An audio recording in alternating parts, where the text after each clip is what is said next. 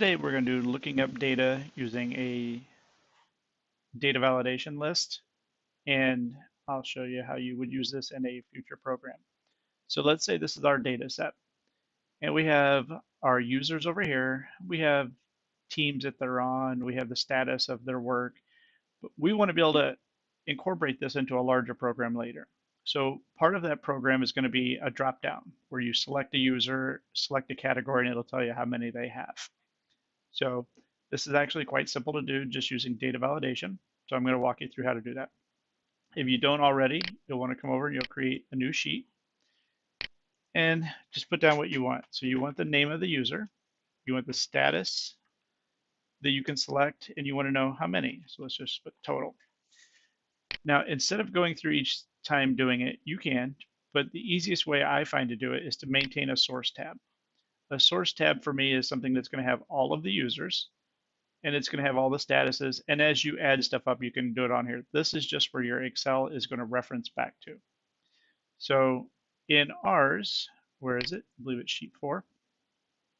What I like to do is kind of set this up so I can tell exactly where everything is supposed to be. So in this field here, we want it to be a drop down with everybody's names. So if we go to data, we go to data validation, click on this. We don't want it to be any value, we want it to be a list. So you click on list, and it's going to ask you where is that list. So for the names, you go to the source tab, don't click on name, click on the first one, and then Control Shift down, and that'll highlight all of the names. You can verify that it did get them all. If there's a space here and more names, it would stop at the space. So make sure your list is clean without spaces. Hit OK. And now if you notice, all of your names will be in here.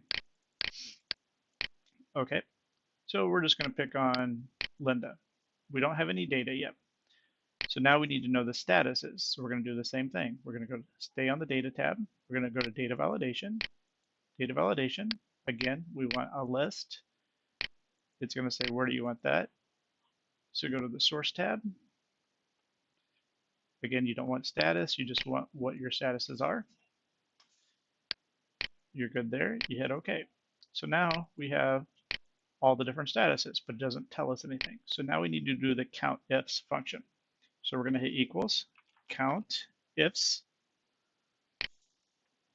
It's going to ask us what is the criteria range. Well, the criteria range is going to be the first one here, which is Linda Owens. So let's go to our raw data. The criteria range is where it's going to find Linda. So it's this entire column. And then it says, what is the criteria it's looking for?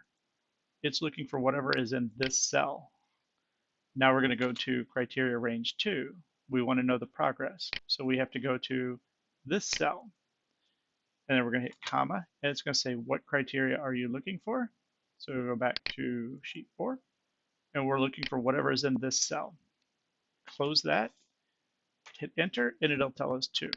And now you can go through and you can see how much everybody has of each category.